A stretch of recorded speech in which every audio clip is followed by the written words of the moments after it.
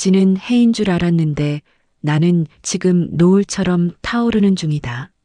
낡은 상가 건물의 맨 끝자락 간판의 글자마저 희미해진 현대 이발소의 문을 열면 가장 먼저 코끝을 찌르는 것은 오래된 포마드 기름 냄새와 소독약 향이다. 이발사 김봉수는 구석진 의자에 앉아 낡은 라디오에서 흘러나오는 잡음 섞인 트로트를 듣고 있었다. 그의 손등에는 거칠게 일어난 살점과 깊게 패인 주름이 가득했다. 누군가는 그 손을 보고 평생 가위질이나 하며 보낸 초라한 노인의 훈장이라 말했고, 누군가는 그저 인생의 막다른 길에 다다른 패배자의 흔적이라 여겼다. 봉수는 자리에서 일어나 거울 앞에 섰다. 거울 속의 남자는 어깨가 굽어 있었고 빛바랜 하얀 가운은 군데군데 얼룩이 져 있었다. 그는 습관처럼 분무기를 눌러 거울에 물을 뿌리고 마른 수건으로 닦아냈다. 깨끗해진 거울 너머로 보이는 자신의 모습은 영락없는 지는 해였다. 한때는 이 동네에서 가장 번듯한 이발소였지만 이제는 하루에 손님 3명을 맞이하기도 벅찼다. 젊은 사람들은 세련된 미용실로 발길을 돌렸고 이곳을 찾던 단골들은 하나둘 세상을 떠나거나 요양원으로 거처를 옮겼다. 딸그랑 문에 달린 작은 종소리가 정적을 깨뜨렸다. 들어온 이는 이 건물 주인인 박 사장이었다. 그는 금색 시계를 찬 손목을 흔들며 거드름을 피우며 의자에 주저앉았다. 김씨, 아직도 안 나갔어? 내가 말했잖아. 이번 달까지만 비워달라고. 여기 허물고 세련된 카페가 들어올 거야. 요즘 누가 이런 눅눅한 곳에서 머리를 깎나? 봉수는 대답 대신 묵묵히 보자기 모양의 가운을 박 사장의 목에 둘렀다. 박 사장은 코를 찡그리며 손사래를 쳤다. 아유, 이 냄새. 이 가운 좀 빨아 쓰지 그래. 사람이 말이야, 나이가 들수록 깔끔해야지. 안 그래도 동네 사람들이 김씨 보면 귀신 나올 것 같다고 수군거려. 이제 그만 고집 피우고 시골이나 내려가서 조용히 지내. 봉수는 여전히 말이 없었다. 그저 서랍에서 가위를 꺼냈다. 손가락을 끼우는 구멍이 닳아 반질반질해진 은색 가위였다. 박 사장은 거울 속 봉수의 눈을 빤히 쳐다보며 비웃음을 섞어 뱉었다. 자네 인생도 참 기구해. 젊었을 때 뭐 대단한 일을 했다더니 결국 이 좁은 구멍가게에서 푼돈이나 만지다가 끝나는 거 아닌가. 쯧쯧, 내 말이 틀려? 지는 해는 그냥 빨리 지는 게 예의야. 괜히 하늘 붙잡고 늘어지지 말라고. 봉수의 가위 끝이 박 사장의 귓바퀴 근처에서 멈췄다. 아주 잠시였지만 봉수의 눈빛에 차가운 금속성 광채가 스쳤다. 하지만 그는 이내 담담하게 가위질을 시작했다. 서걱, 서걱. 머리카락이 바닥으로 떨어지는 소리만이 공간을 채웠다. 박 사장은 봉수의 침묵을 굴복이라 여겼는지 더욱 기세등등하게 말을 이어갔다. 저기 길 건너 새로 생긴 미용실 봤어? 거기는 젊은 애들이 노래 틀어놓고 커피도 타주더라. 거기 비하면 여긴 감옥이야, 감옥. 자네 같은 노인네가 버티고 있으니까 이 동네 분위기가 안 사는 거야. 알겠어? 이발을 마친 봉수는 분무기로 물을 뿌려 박 사장의 목덜미를 닦아냈다. 박 사장은 거울도 제대로 보지 않은 채 지갑에서 1,000원짜리 몇 장을 꺼내 선반 위에 툭 던졌다. 잔돈은 됐어. 껌값이라도 보태라고. 그리고 내일 사람 보낼 테니까 이삿짐이나 싸둬. 알았지? 박 사장이 나가고 다시 정적이 찾아왔다. 봉수는 선반 위에 던져진 돈을 가만히 바라보았다. 그의 시선은 이내 벽면 구석, 먼지가 수북이 쌓인 낡은 나무 상자로 향했다. 그 상자 안에는 지금의 이발사 김봉수로서는 상상할 수 없는 철저히 봉인된 과거의 파편들이 잠들어 있었다. 봉수는 바닥에 떨어진 머리카락을 빗자루로 쓸어 모았다. 허리를 숙일 때마다 척추 마디마디가 삐걱거리는 비명을 질렀다. 그는 자신의 손을 펴보았다. 떨리고 있었다. 이것이 나이 때문인지 아니면 속에서 끓어오르는 무언가 때문인지 그는 알 수 없었다. 창밖으로 붉은 노을이 길게 들이우고 있었다. 세상은 어두워질 준비를 하고 있었지만 봉수의 가슴 한구석에서는 잊고 있었던 뜨거운 열기가 서서히 고개를 들고 있었다. 그는 이발소의 불을 끄지 않았다. 대신 평소보다 더 날카롭게 가위를 갈기 시작했다. 숫돌에 가위가 부딪히는 소리가 날카로운 금속음을 내며 밤의 정적을 갈랐다. 지는 해라고 비웃던 그들의 목소리가 귓가를 맴돌았지만 봉수의 눈은 이제껏 본 적 없는 단단한 빛을 품고 있었다. 박 사장이 다녀간 뒤로 이발소 주변에는 낯선 사내들이 기웃거리기 시작했다. 검은 양복을 입은 사내들은 이발소 앞 화분들을 발로 툭툭 치며 위협적인 분위기를 조성했다. 동네 사람들은 그들을 피해 먼 길을 돌아갔고 현대 이발소는 마치 고립된 섬처럼 변해갔다. 봉수는 그들의 움직임을 알고 있었으나 그저 낡은 가죽 스트랩에 면도칼을 문지르며 나를 세울 뿐이었다. 점심 무렵 낡은 점퍼 차림의 중년 남자가 이발소 문을 조심스럽게 열고 들어왔다. 인근 시장에서 배달 일을 하는 최 씨였다. 그는 주변의 눈치를 살피며 봉수의 곁으로 다가와 낮은 목소리로 속삭였다. 김 씨, 그냥 나가는 게 어때? 저 사람들 박 사장이 고용한 용역들이라던데 보통 내기들이 아니야. 괜히 버티다가 몸이라도 상하면 어쩌려고 그래. 봉수는 최 씨의 말을 들으며 수건을 뜨거운 물에 적셨다. 하얀 김이 모락모락 피어올랐다. 갈 곳이 있어야 가지. 봉수의 목소리는 건조했다. 최 씨는 답답하다는 듯 가슴을 쳤다. 아니, 자네 그 손등 흉터도 그렇고 예전에 무슨 험한 일을 했다는 소문이 돌긴 하던데 이제는 그냥 늙은이 아닌가. 저 젊은 놈들을 어떻게 당해내려고. 박 사장이 내일은 중장비를 부르겠다고 큰 소리치고 다녀. 봉수는 대답 대신 최 씨의 의자를 뒤로 젖혔다. 뜨거운 수건을 최 씨의 얼굴에 덮자 긴장으로 굳어있던 최 씨의 어깨가 조금은 누그러졌다. 봉수는 거품을 내어 면도솔로 최 씨의 턱 주변을 문질렀다. 서걱거리며 수염이 잘려나가는 소리가 고요한 가게 안을 채웠다. 그때였다. 밖에서 쾅 하는 소리와 함께 가게 유리창이 흔들렸다. 용역 사내 중 하나가 가게 앞에 놓인 간판을 발로 차 넘어뜨린 것이었다. 최 씨가 소스라치게 놀라며 몸을 일으키려 했으나 봉수의 왼손이 최 씨의 어깨를 지그시 눌렀다. 그 손길은 가벼웠지만 최 씨는 마치 커다란 바위가 누르는 듯한 압박감을 느끼며 다시 의자에 등을 붙였다. 움직이지 마십시오. 날카로운 게 닿아 있습니다. 봉수의 어조는 평소와 다름없이 차분했다. 하지만 그의 시선은 창밖을 향하고 있었다. 유리창 너머로 낄낄거리며 담배를 피우는 사내들의 모습이 보였다. 그들 중 우두머리로 보이는 흉터난 사내가 봉수와 눈이 마주치자 목을 긋는 신용을 하며 비웃음을 날렸다. 봉수의 시선이 잠시 그의 손등으로 향했다. 깊게 패인 흉터. 사람들은 그것이 사고로 얻은 훈장이라 생각했지만 사실 그것은 30년 전 칼날을 손으로 잡아채며 얻은 흔적이었다. 기억하고 싶지 않은 과거의 단편들이 수면 위로 떠오르려 했다. 봉수는 눈을 감고 호흡을 가다듬었다. 지금은 그저 이발사일 뿐이었다. 면도를 마친 최 씨는 서둘러 가게를 빠져나갔다.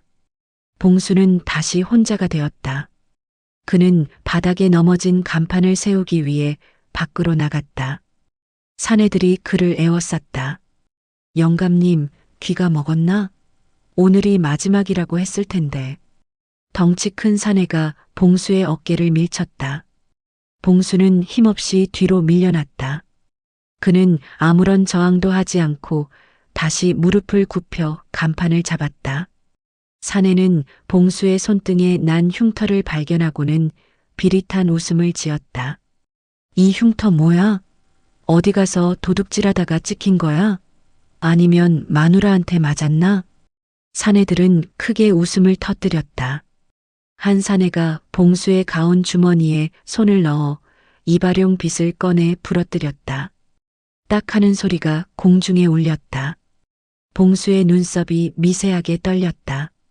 그건 손님들 머리를 빗기는 것입니다. 돌려주시지요. 싫으면? 어쩔 건데 이 늙은이야. 한번 쳐보든. 사내는 봉수의 뺨을 툭툭 치며 도발했다. 봉수는 고개를 숙였다. 굴욕이 그의 전신을 감쌌으나 그는 주먹을 쥐지 않았다. 아직은 때가 아니었다. 그는 그저 부러진 빗조각을 주워 주머니에 넣고 다시 가게 안으로 들어갔다. 뒤에서 사내들의 조롱 섞인 욕설이 날아왔다.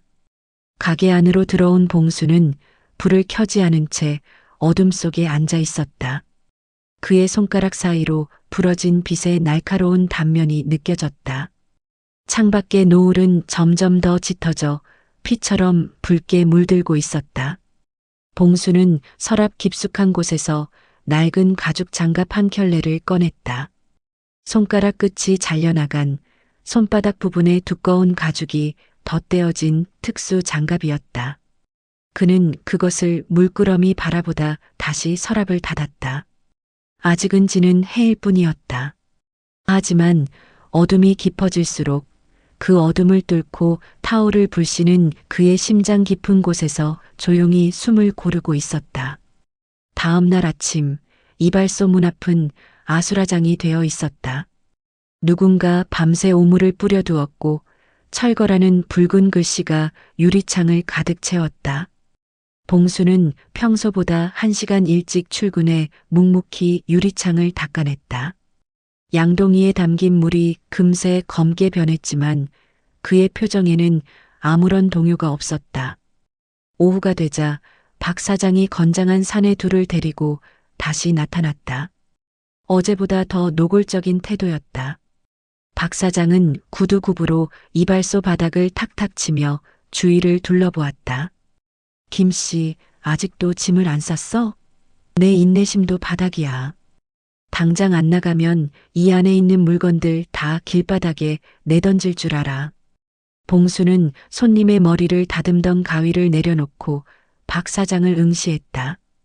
그 시선이 너무나 깊고 고요해 박 사장은 자신도 모르게 움찔하며 뒤로 물러섰다.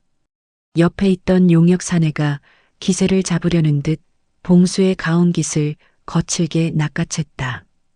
이 영감이 어딜 감히 눈을 풀하려? 죽고 싶어? 사내가 봉수를 밀치려던 찰나였다. 봉수의 몸이 미세하게 회전하더니 사내의 손목을 가볍게 쳐냈다. 아주 짧고 간결한 동작이었다. 사내는 비명을 지르며 자신의 손목을 움켜쥐었다. 뼈가 어긋나는 소리는 나지 않았지만 마치 전기에 감전된 듯 손팔 전체가 마비된 것처럼 덜덜 떨렸다. 뭐야? 너 지금 뭐 했어? 다른 사내가 주먹을 휘둘렀다. 봉수는 고개를 살짝 비껴 피하며 사내의 가슴팍에 손바닥을 갖다 댔다. 밀치는 것도 때리는 것도 아닌 기묘한 동작이었다. 하지만 주먹을 휘둘렀던 사내는 마치 보이지 않는 벽에 부딪힌 듯 뒤로 서너 걸음 비틀거리다 의자에 처박혔다. 이발소 안에는 기묘한 정적이 흘렀다. 박 사장은 입을 벌린 채 얼어붙었다. 방금 일어난 일은 평범한 노인의 몸놀림이 아니었다. 불필요한 움직임이 전혀 없는 극도로 절제된 전문가의 궤적이었다. 나이가 들면 몸이 예전 같지 않습니다. 부딪히면 크게 다치니 조심들 하시지요. 봉수의 목소리는 여전히 낮고 단정했다. 하지만 그는 이미 사내들의 급소와 무게 중심을 정확히 파악하고 있었다. 바닥에 처박혔던 사내가 씩씩거리며 일어나려 했으나 흉터난 용역 대장이 가게 안으로 들어서며 그를 제지했다. 대장은 바닥에 떨어진 봉수의 가위를 빤히 쳐다보더니 이내 봉수의 손등 흉터를 유심히 살폈다. 영감님, 손놀림이 예사롭지 않네. 이 동네에서 썩기엔 아까운 실력인데? 대장은 비릿하게 웃으며 박 사장의 어깨를 눌러 진정시켰다. 그는 봉수의 눈에서 일반적인 노인에게서는 찾아볼 수 없는 살기가 아닌 깊이를 알 수 없는 심연을 보았다. 대장은 발걸음을 돌리며 부하들에게 신호를 보냈다. 오늘은 일단 가자. 박 사장님, 이 영감님 보통 렉이 아니야. 준비 좀 더 해서 와야겠어. 그들이 떠난 뒤 이발소 안은 다시 고요해졌다. 봉수는 바닥에 떨어진 가위를 집어들어 수건으로 닦았다. 가위 날에는 작은 흠집 하나 나지 않았다. 그는 거울에 비친 자신의 손을 내려다보았다. 방금 전의 감각이 손끝에 남아 있었다. 평범한 이발사로 살기 위해 30년을 억눌러온 본능이 꿈틀거리고 있었다. 그는 서랍장에서 낡은 숫돌을 꺼내 다시 가위를 갈기 시작했다. 쇠와 쇠가 맞물리며 내는 소리가 어제보다 훨씬 날카롭고 매끄럽게 울려 퍼졌다. 마을 사람들은 아직 알지 못했다. 그저 힘없는 노인이라 생각했던 이발사의 등 뒤로 거대한 그림자가 서서히 깨어나고 있다는 사실을. 박 사장과 용역들이 물러간 뒤 이발소의 공기는 이전보다 무겁게 가라앉았다. 봉수는 문을 잠그고 가게 안쪽 좁고 가파른 계단 위에 위치한 자신의 다락방으로 올라갔다. 사방에서 삐걱거리는 소리가 났지만 그는 익숙한 듯 어둠 속을 걸었다. 그는 구석진 곳에 놓인 낡은 오동나무 상자 앞에 앉았다. 상자 위에는 수십 년의 세월이 쌓아 올린 먼지가 두껍게 내려앉아 있었다. 봉수는 마른 수건을 꺼내 먼지를 조심스럽게 닦아냈다.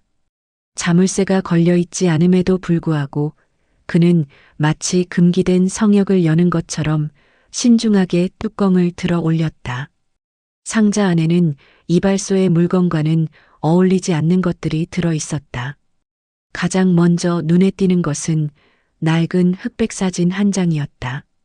사진 속 청년 봉수는 지금의 구부정한 모습이 아니었다.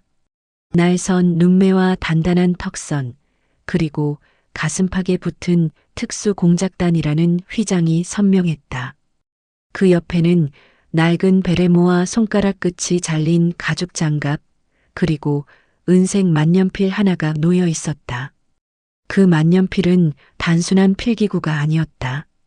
뚜껑을 열어 특정 방향으로 돌리면 치명적인 독침이 발사되거나 때로는 사람의 급소를 정확히 타격하는 둔기가 되는 특수 제작된 무기였다. 봉수는 만년필을 손에 쥐어보았다. 수십 년이 지났음에도 손가락이 기억하는 감각은 소름 끼칠 정도로 정확했다. 잊고 살기로 했는데. 봉수의 낮은 혼잣말이 빈 방에 울렸다. 30년 전 그는 국가의 이름 아래 그림자로 살았다. 기록되지 않은 전장에서 그는 사신이라 불렸고 그의 손을 거쳐간 이름들은 역사의 뒤안길로 사라졌다. 하지만 마지막 임무에서 그는 자신이 지키려 했던 가치가 사실은 누군가의 더러운 욕망이었음을 깨달았다. 그는 스스로 자신의 흔적을 지우고 이곳 변두리 이발소로 숨어들었다. 상자 바닥에는 빛바랜 신문 스크랩 하나가 깔려 있었다. 국가 기밀 프로젝트 중단, 요원들 행방불명이라는 헤드라인이 적힌 기사였다. 기사 옆에는 작은 수첩이 하나 있었는데 그 안에는 암호로 된 명단들이 빼곡했다. 그 명단의 마지막 줄에는 지금의 박 사장이 운영하는 대건 건설의 모태가 되는 기업 이름이 적혀 있었다. 봉수는 수첩을 넘기다 멈췄다. 박 사장이 그토록 이 땅을 점유하려 하는 이유가 단순히 카페를 차리기 위함이 아님을 직감했다. 이 낡은 상가 건물의 지하 혹은 이 땅 밑에는 과거 그가 지우지 못한 혹은 누군가 반드시 지워야만 하는 과거의 잔해가 묻혀 있을 가능성이 컸다. 그는 다시 상자 뚜껑을 닫았다. 그리고는 이발소 가운 주머니에 은색 만년필을 깊숙이 집어넣었다. 이제 그는 단순히 가게를 지키려는 노인이 아니었다. 숨겨진 진실이 고개를 들기 시작했고 그 진실을 다시 어둠 속으로 돌려보낼 수 있는 유일한 사람도 그뿐이었다. 계단을 내려오는 봉수의 발소리는 더 이상 삐걱거리지 않았다. 그의 걸음거리는 소리 없이 가벼웠고 눈빛은 노을보다 더 짙은 어둠을 머금고 있었다. 다음 날 새벽 이발소 앞은 평소와 다른 정적에 쌓여 있었다. 봉수는 평소처럼 이른 새벽 물을 끓이는 대신 가게 안쪽의 낡은 보일러실로 향했다. 그는 벽면의 허술한 판자를 뜯어냈다. 그곳에는 박 사장이 그토록 찾아 헤매던 그리고 봉수가 30년 동안 몸으로 누르고 살았던 비밀의 통로가 있었다.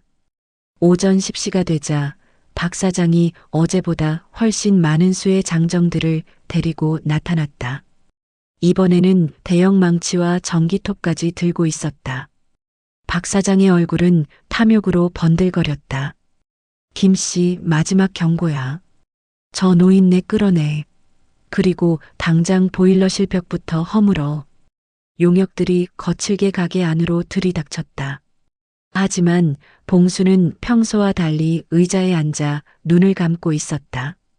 첫 번째 사내가 봉수의 팔을 잡으려던 찰나 봉수의 손에 쥐어있던 은색 만년필이 번개처럼 움직였다. 치익 마이너스 짧은 마찰음과 함께 사내의 팔꿈치 관절이 꺾였다. 비명조차 지르지 못한 사내가 바닥으로 고꾸라졌다. 뒤따르던 다른 사내들이 당황하며 멈칫했다. 봉수는 천천히 자리에서 일어나 가운을 벗어 던졌다. 가운 아래 드러난 검은색 셔츠 위로 그의 단단한 근육들이 마치 살아있는 짐승처럼 꿈틀거렸다. 박 사장, 내가 찾는 게 30년 전 청룡 계획의 마이크로필름인가? 봉수의 입에서 나온 단어에 박 사장의 얼굴이 순식간에 흑빛으로 변했다.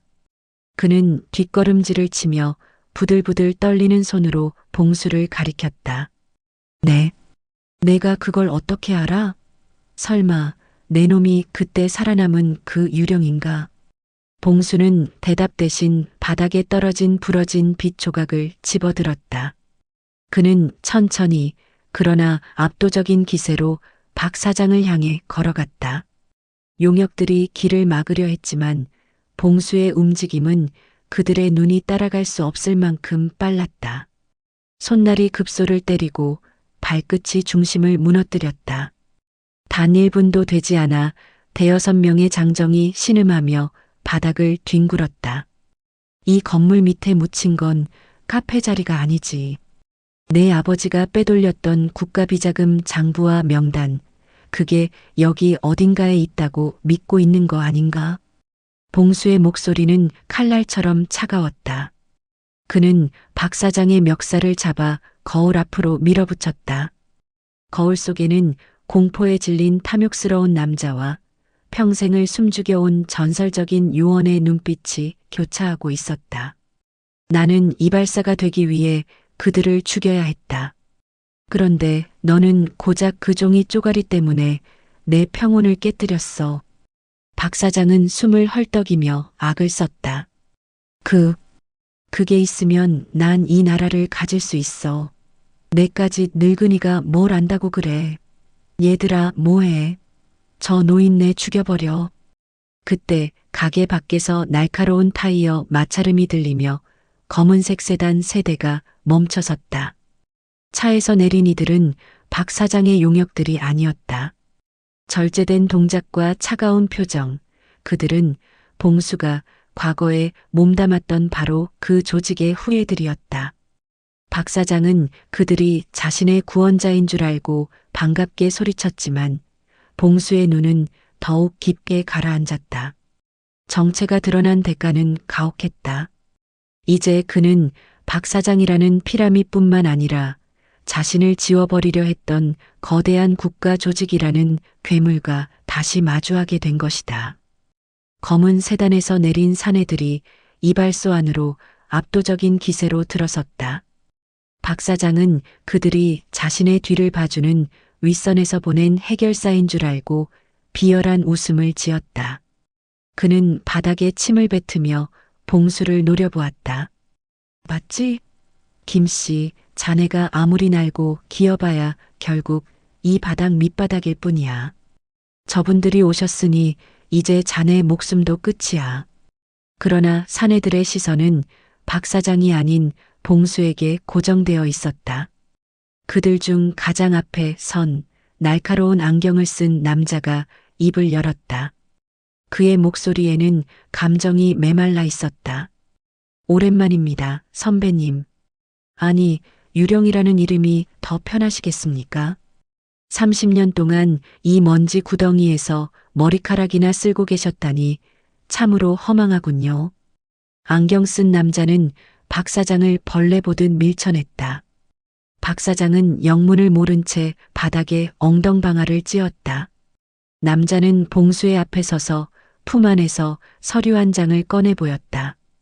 그것은 이 건물의 즉각적인 폐쇄와 정밀 수색 명령서였다. 선배님이 지키고 계신 게 단순한 장부가 아니라는 걸 알고 있습니다. 그 안에 담긴 명단은 현직 고위 관료들의 목줄을 쥐고 있죠. 그걸 저희에게 넘기십시오. 그러면 조용히 시골로 내려가 여생을 보낼 수 있게 해드리겠습니다. 봉수는 헛웃음을 삼켰다. 그는 가위집을 허리에 차고 은색 만년필을 가볍게 돌려쥐었다. 너희들이 말하는 조용히가 어떤 의미인지 내가 모를 것 같나? 기록에도 없는 곳으로 나를 치워버리겠다는 뜻이겠지. 봉수의 말이 끝나기도 전에 안경 쓴 남자가 손짓했다. 뒤에 서 있던 요원들이 품속에서 소음기가 장착된 권총을 꺼냈다. 동시에 박 사장이 고용한 용역들도 상황 파악을 못한 채 무기를 들고 달려들었다. 이발소 내부는 순식간에 난장판이 되었다. 봉수의 움직임은 노인의 것이 아니었다. 그는 바닥에 흩어진 머리카락을 밟고 미끄러지듯 이동하며 요원의 손목을 쳐내 총구를 바닥으로 돌리게 했다. 툭툭. 짧은 타격음이 이어질 때마다 전문가라는 요원들이 맥없이 무너졌다. 하지만 숫자가 너무 많았다. 게다가 박 사장은 공포에 질려 비명을 지르며 이리저리 도망치다 봉수의 앞길을 가로막았다. 이게 뭐야? 내 돈 내. 장부 돌려줘.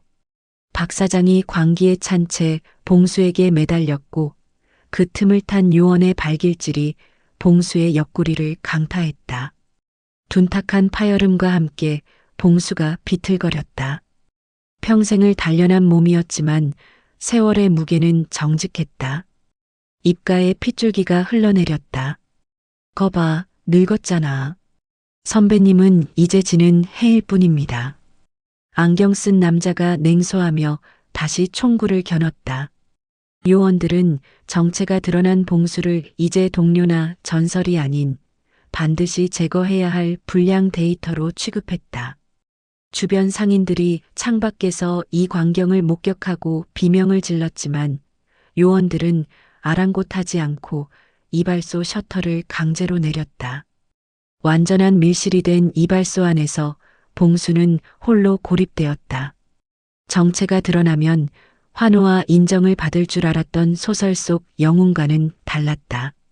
현실의 그는 그저 과거의 과오를 덮으려는 국가의 사냥개들에게 쫓기는 늙은 도망자일 뿐이었다. 봉수는 피 섞인 침을 뱉어내며 무너진 의자를 짚고 일어섰다. 가슴 깊은 곳에서 갈비뼈가 어긋나는 통증이 느껴졌지만 그의 눈은 오히려 더 맑게 깨어났다. 셔터가 내려진 이발소 내부에는 차가운 그림자가 깔렸다. 안경 쓴 남자는 쓰러진 부하들을 뒤로 한 채 서서히 봉수를 압박해 들어왔다. 봉수는 부러진 의자 다리에 몸을 기대며 거친 숨을 몰아쉬었다. 옆구리의 통증이 폐부까지 찔러왔으나 그는 주머니 속에서 작은 칩 하나를 꺼내 보였다. 내 놈들이 찾는 게 이거지? 30년 전 내가 동료들의 시신 사이에서 꺼내온 것 말이다. 남자의 눈이 탐욕으로 번득였다. 그걸 넘기십시오. 그러면 최소한 이 동네 사람들은 건드리지 않겠습니다. 선배님이 이 낡은 이발소에 집착한 이유가 이 동네를 지키기 위해서라는 걸 잘 압니다. 봉수는 피 묻은 입술로 옅은 미소를 지었다. 사실이었다. 그가 이곳에 정착한 것은 단순히 숨기 위해서가 아니었다. 과거 자신의 작전으로 인해 민간인 희생자가 발생했던 이 구역을 지키고 싶었기 때문이었다. 그는 30년 동안 이발사라는 가면을 쓰고 그들의 이웃이 되어 조용히 속죄해왔다. 이발소 지하에 묻힌 것은 비자금 장부가 아니었다. 그것은 당시 희생된 이들의 명단과 그들을 죽음으로 몰아넣은 권력자들의 실체가 담긴 증거였다. 박 사장 같은 피라미가 탐낼 물건이 아니었다. 내가 왜 이 이발소에 머물렀는지 아나? 머리카락을 깎을 때만큼은 사람들의 진심이 보이기 때문이지. 너희 같은 놈들에겐 평생 보이지 않을 진심 말이다. 봉수는 칩을 바닥에 던지는 척하며 몸을 날렸다. 그가 노린 것은 남자의 총구가 아닌 벽면에 설치된 낡은 소방 밸브였다. 치익, 강력한 소화 분말이 가게 안을 가득 채웠다. 시야가 차단된 순간 봉수는 요원들 사이를 귀신처럼 파고들었다. 더 이상 절제된 이발사의 움직임이 아니었다. 사선을 넘나들던 전성기 시절의 무자비한 효율성이 그의 몸을 지배했다. 어둠 속에서 둔탁한 타격음과 비명이 교차했다. 그는 박 사장을 낚아채 구석으로 던져버리고 안경 쓴 남자의 목을 은색 만년필 끝으로 겨눴다. 분말 가루 속에서 봉수의 눈은 노을보다 더 붉게 빛나고 있었다. 내가 정체를 숨긴 건 무서워서가 아니다. 너희 같은 괴물들이 이 평범한 사람들의 일상을 망치는 걸 보고 싶지 않아서였지. 하지만 이제 상관없다. 어차피 해는 진다. 하지만 지기 직전의 태양이 얼마나 뜨거운지 보여주마. 봉수의 손등 흉터가 붉게 달아올랐다.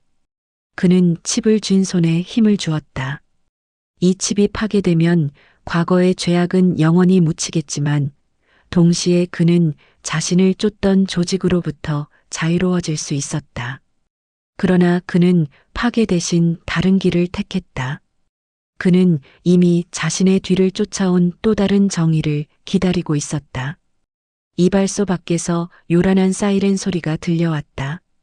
봉수는 이미 이 모든 상황이 실시간으로 언론과 검찰에 전송되도록 장치를 해둔 상태였다. 자신의 평온을 담보로 세상의 추악한 진실을 폭로하기로 결심한 것이다. 그것은 영웅으로서의 귀환이 아닌 속죄를 끝내려는 한 노인의 마지막 불꽃이었다. 사이렌 소리가 이발소 앞을 가득 메웠다. 셔터가 거칠게 올라가고 쏟아져 들어온 것은 조직의 사냥개들이 아닌 봉수가 미리 연락해둔 언론사 기자들과 원칙을 고수하는 젊은 검사들이었다. 소화분말 가루가 내려앉은 이발소 안에서 안경 쓴 남자를 제압한 채 서 있는 봉수의 모습이 카메라 플래시에 연신 노출되었다. 박 사장은 구석에서 벌벌 떨며 수갑이 채워졌고 조직의 요원들은 신분이 노출되자 당황하며 얼굴을 가리기 급급했다. 봉수는 손에 쥐고 있던 칩을 검사에게 건넸다. 그것은 30년 전의 비극과 현재의 권력 유착을 끊어낼 마지막 열쇠였다. 이게 당신들이 찾던 진실입니다. 나는 이제 이 무거운 짐을 내려놓으려 합니다. 봉수의 목소리는 평온했다. 모든 것이 끝났다. 정체는 드러났고 이발소는 더 이상 그의 은신처가 될 수 없었다. 국가 기밀을 유출한 혐의와 과거의 행적으로 그는 조사를 받아야 했지만 그의 표정은 30년 만에 처음으로 깊은 잠에 들 준비가 된 아이처럼 맑았다. 몇 달의 시간이 흘렀다. 현대 이발소가 있던 상가 건물은 헐리지 않았다. 박 사장의 비리가 드러나며 개발 계획은 무산되었고 건물은 동네 주민들의 쉼터로 보존되었다. 그리고 그 건물 끝자락 간판도 없는 작은 공간에 다시 의자 하나가 놓였다.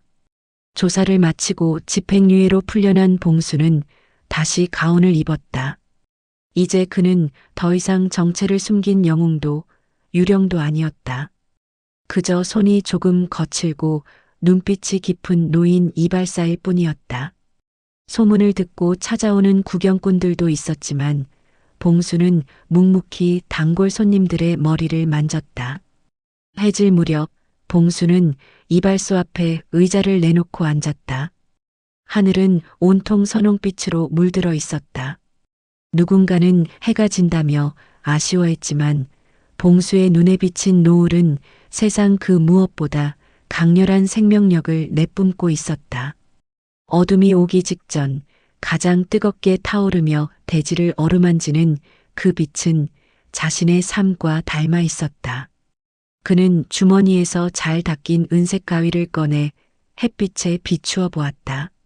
날카로웠던 가위날은 이제 부드러운 곡선을 그리며 빛을 반사했다.